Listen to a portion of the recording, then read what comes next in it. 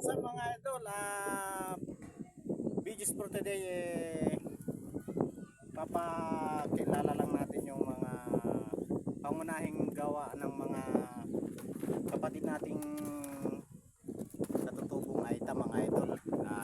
Unang-una tong ano tawag dito, parang ano to parang pangtahip ng bigas to, idol. Ayan, ginagamit ko ito pangtahip ng bigas.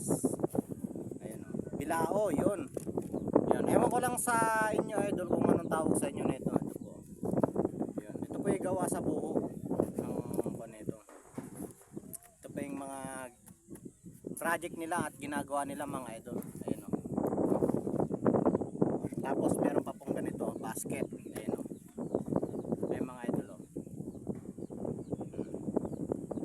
Yan, yan po yung mga pangunahing gawain, mga ginagawa nila, mga idol. Ayan, napakatibay po. Puro gawa po sa ano to, sa buho po. Yan, talaga napakaganda po ng basket na to, mga idol. Yan, sana po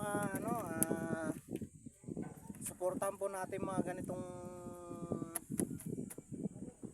gawaan ng ating mga kapatid na Aita, mga idol, para makatulong tayo sa mga kapatid natin na mga Aita, idol, para makatulong po tayo, mga idol. Ito po yung ito po yung gawa nila, mga idol. Andiyan na ta.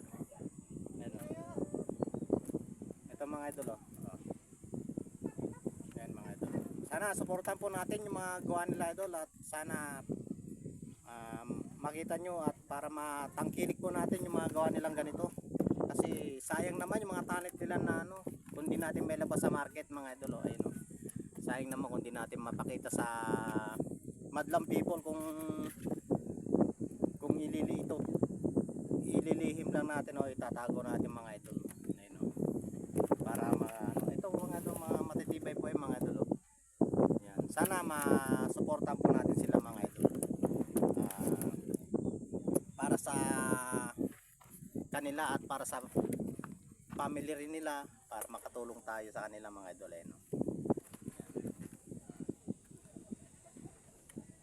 Ay, mga idol, Ayan. Magagaling po silang gumawa, matibay ito, mga idol, napakatibay itong kuwan nilang to, idol.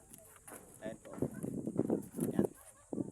Ito po. Ano po, sana masuportahan po natin sila, mga idol, yung mga tumangkilik, mga matangkilik yung mga gawa nila, mga idol, at may labas natin sa market, may pakita natin itong mga talent nila, mga idol. Ayan po, hanggang dito lang po, and God bless po.